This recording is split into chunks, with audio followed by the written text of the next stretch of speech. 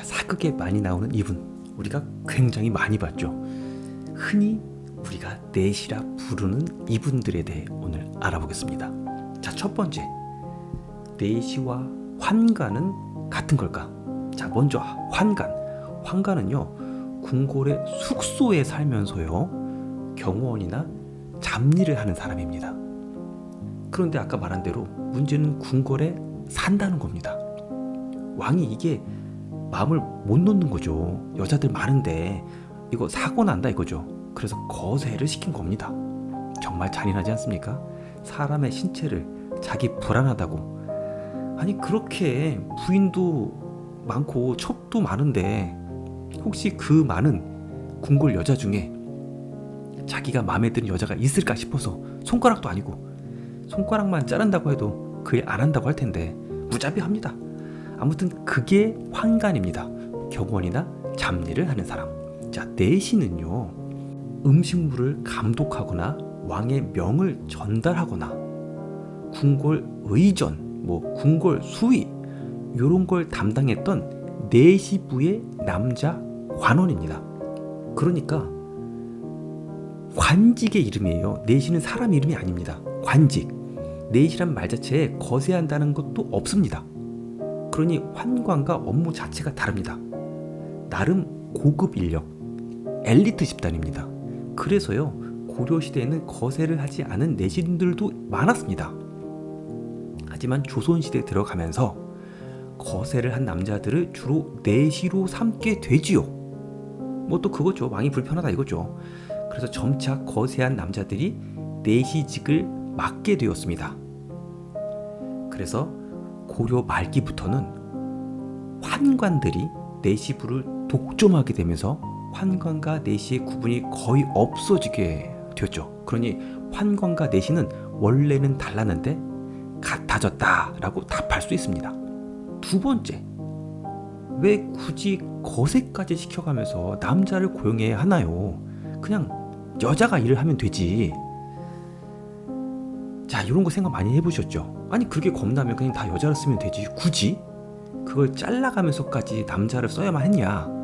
그럴 필요는 없었죠. 여자가 다 하면 되는데 이것도 그냥 왕의 편의를 위한 겁니다. 궁궐의 그 많은 일들 중 아무래도 여자보다는 남자가 좀 더 잘할 수 있는 일이 몇 개는 있겠죠. 경호하는 것이라든지 무거운 걸 든다든지 이런 거요. 그런 신체적인 것 말고도 왕이 또 남자니까 남자를 곁에 두고 싶은 것도 있을 겁니다.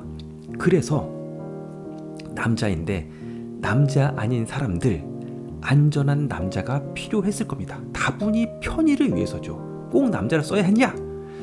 그건 아니죠. 정확한 대답은 그럴 수 있으니까가 답이 아닐까 싶습니다.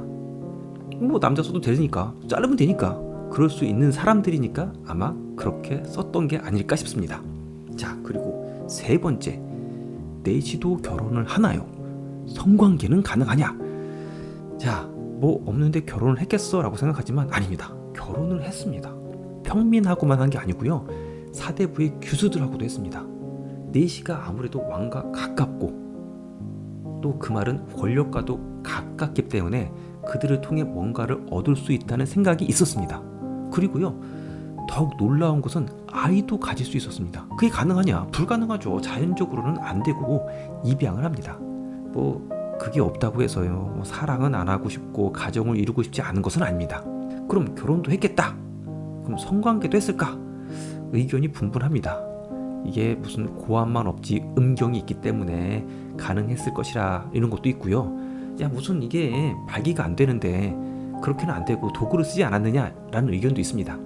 여기서 원로 향토사학자 김동복 씨의 증언에 따르면요, 이분이 몇 번 더 나옵니다. 이웃집에 살던 내시 부인의 말에 따르면, 이웃집에 살았던 그 부인의 말을 직접 들은 거니까 굉장히 현장감 있죠. 성관계가 가능한 내시들도 사정을 못하는 괴로움 때문에 아내의 목덜미와 어깨를 깨물었다, 이런 증언이 있었습니다. 그걸 보면 성관계를 가진 내시가 있었다는 말입니다. 어쨌든 도구를 쓰던 자기 힘으로 하던 성관계를 하긴 한 겁니다. 자, 네 번째, 그거 수술하면 어디까지 자르냐? 아프냐? 자, 이런 걸 알아보겠습니다. 중국의 경우는요, 완전히 다 잘라 없앴다고 합니다. 근데 그건 중국이고요. 우리나라는요, 고함만 제거를 합니다. 사실 우리나라엔 이 시술에 관한 정확한 기록은 없습니다. 그런데 또 아까 그분 원로 향토사학자 김동복 씨 증언에 따르면요, 고종 34년 1897년입니다. 갑오 경장으로 내시 제도가 폐지되기 전까지 영등포 쪽 용추라는 연못 옆에 내시를 양산하는 움막 시술소가 있었답니다. 자, 그런데 거기서 이제 음경은 남겨놓고 고함만 제거했는데, 야, 여기서 슬픈 얘기가 나옵니다. 주로 비 오는 날 천둥 번개가 칠 때 했다고 합니다.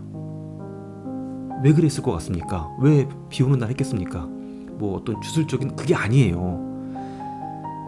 얼마나 아프겠습니까? 그때 마취가 있겠어요? 진통제가 있었겠어요? 그러니까 막 소리 지르고 난리 났겠죠. 비명 지르고.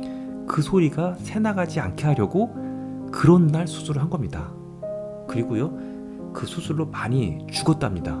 치사율이 70%에 달했다는 이야기가 있습니다.